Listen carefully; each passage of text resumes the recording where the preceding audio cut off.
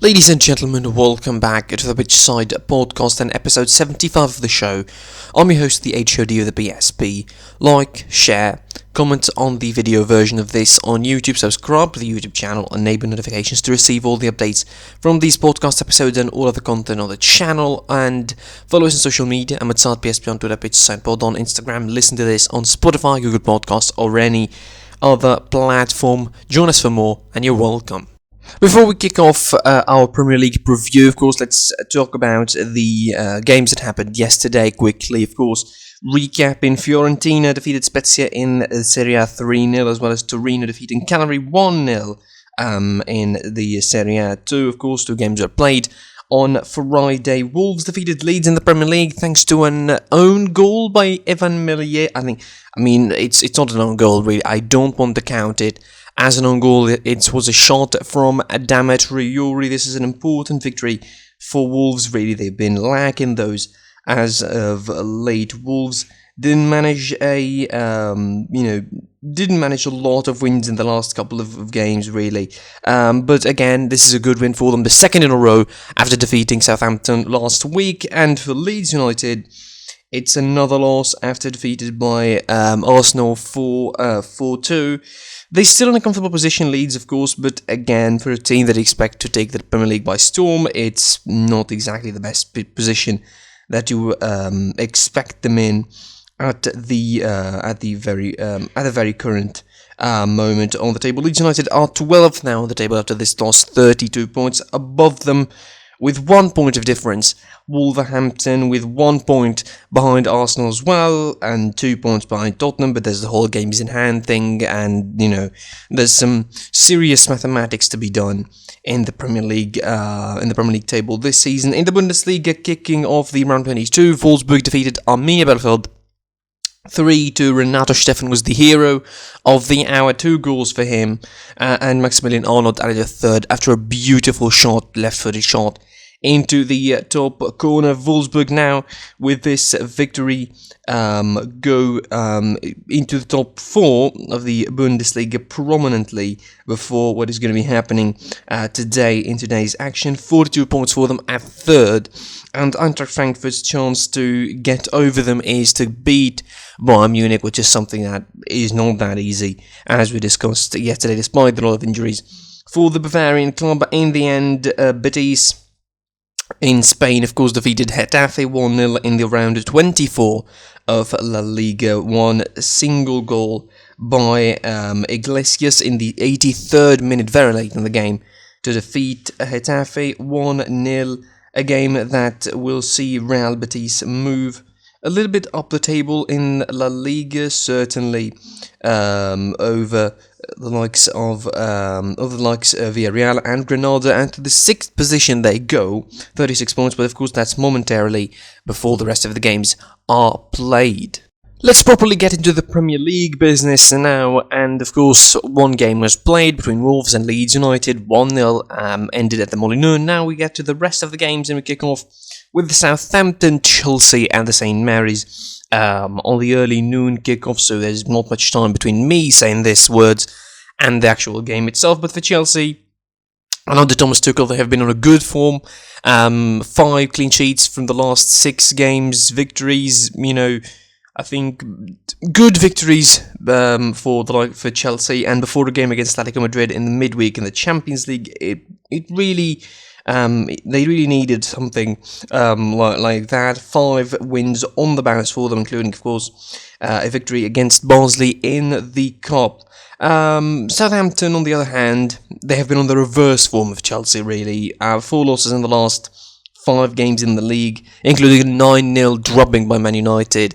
The only win in the last couple of games is Wolves in the Cup, and since that, I think it's winning against Arsenal in the Cup as well, so it's not exactly the best of form for Southampton. A side that was top of the table in the Premier League. It's ridiculous to think about the fact that Southampton have been at the top of the Premier League table, but they were early on in the season, around the 10th or 11th round, I think. They were early on. They were top of the tables. People were having European ambitions for them. I certainly expected them to have some European ambitions, and maybe they could sneak up a European spot, but they couldn't. And at the moment, it looks like they will be happy with a mid-table spot, and I don't want that really for a team like Southampton that I enjoyed watching and I still enjoy watching. I mean, it's quite the drop for them. For Chelsea, again, for Thomas Tuchel, still finding the shape, but the good there are good signs. It looks like they're more stringent in the back. Conceding 1 goal in the last 5 games is a good sign. Again, in the last 6 games, 5 clean sheets. I mean, yes, one of them is the first game against Wolves, which is a goalless draw, but still, you would take the clean sheets when they come, because in the last couple of weeks under Lampard, it wasn't exactly an easy business getting a clean sheet. It wasn't an easy business winning. The shape wasn't exactly great. The personnel wasn't playing really well. I think the change of shape brought the best out of a lot of players, including someone like Marcos Alonso, who's been on the transfer list, really. I mean, if you're playing a FIFA career mode, he would be. If this was a FIFA career mode, this would be a short transfer list for Marcos Alonso.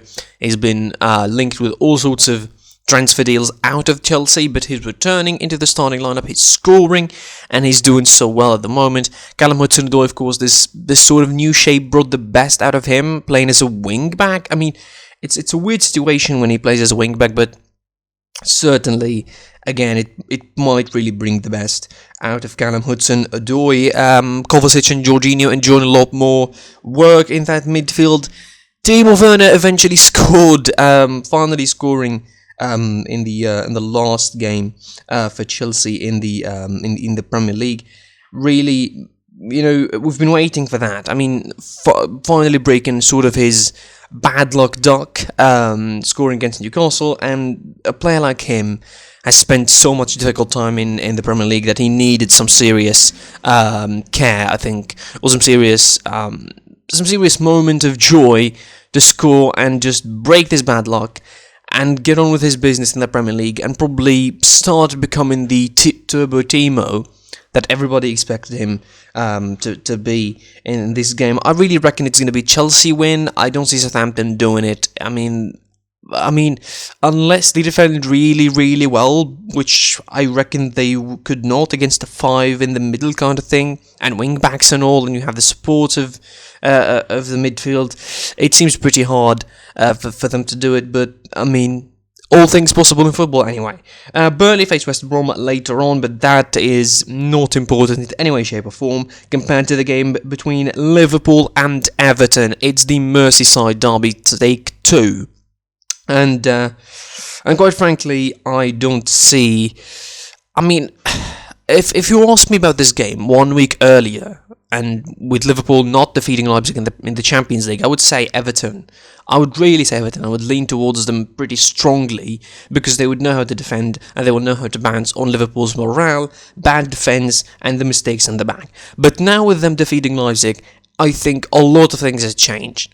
And with that game they played against Leipzig, they played a really smart game against Leipzig. I mean, the fact that the 2 goals came in from, defensive mistakes and pretty much the speedy players getting behind the defenders for Leipzig. I mean, the setup of Leipzig itself gave the game to Liverpool, but that's not our topic now.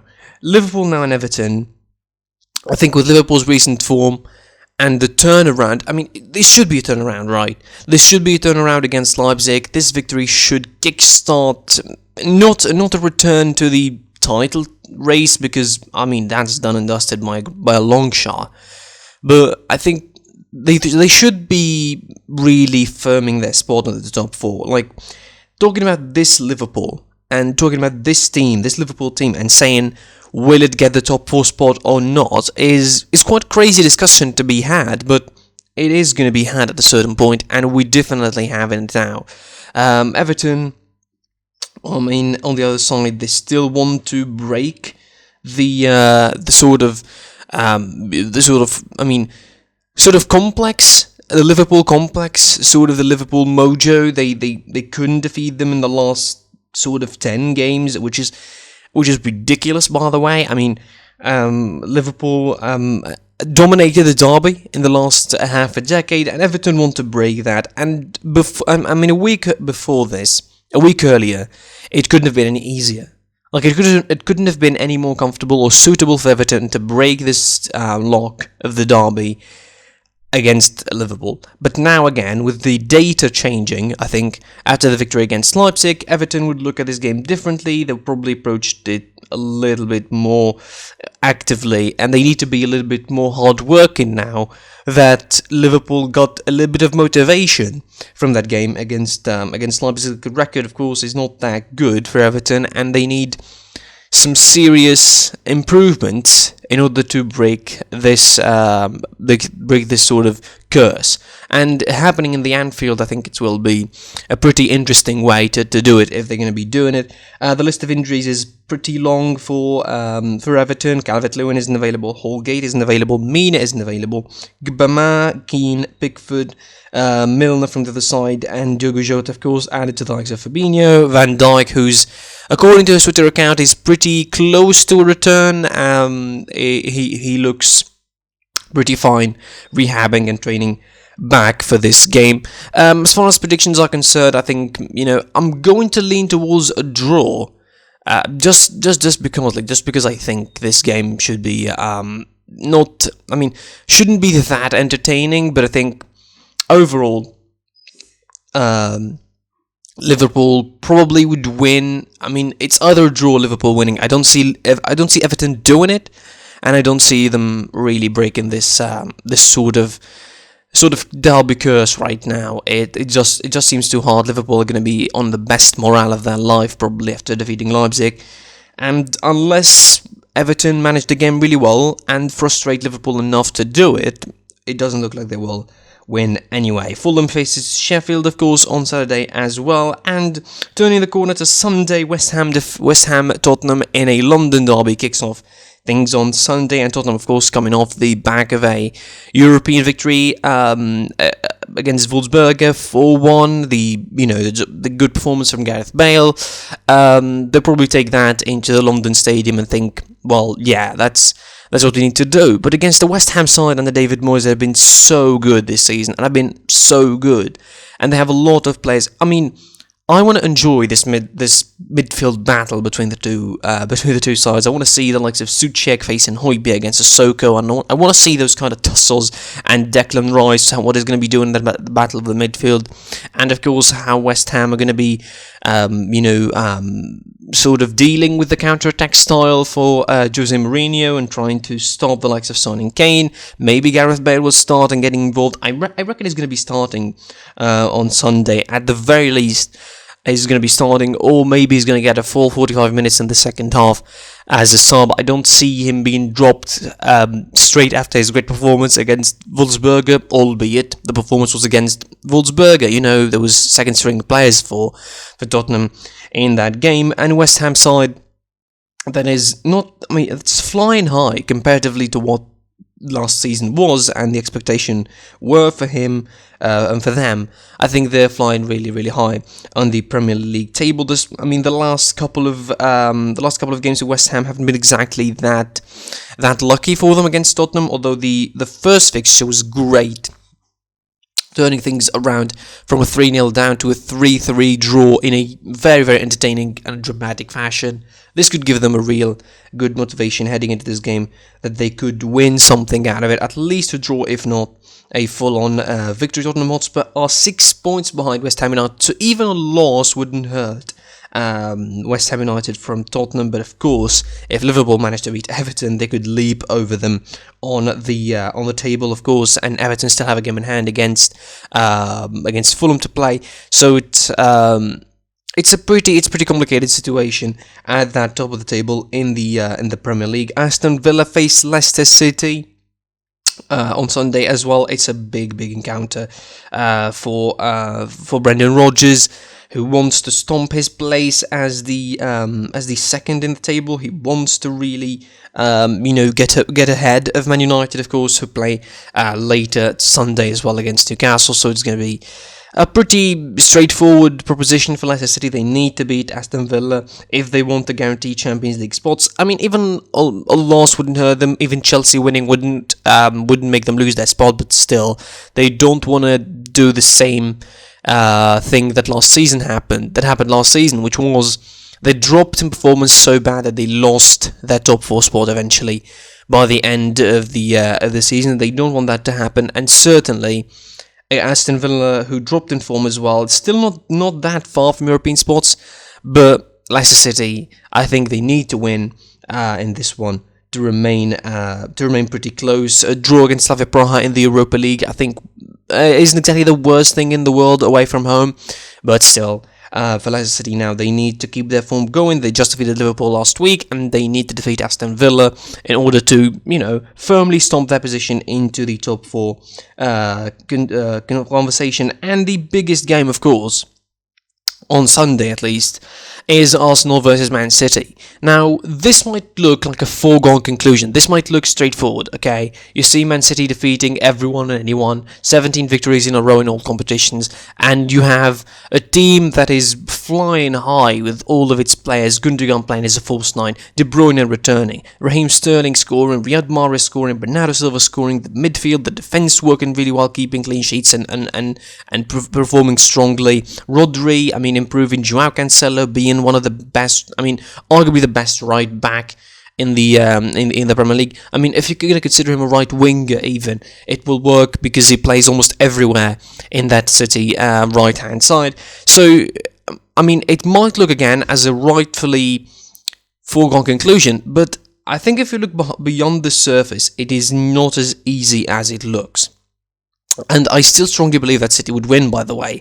But I'm not going to say that will be a walkover, although I might be wrong. It might be actually a walkover for Man City if Arsenal do not defend well, at the very least for the first 30 to 45 minutes, and they don't concede a goal in the first half. They probably would be fine.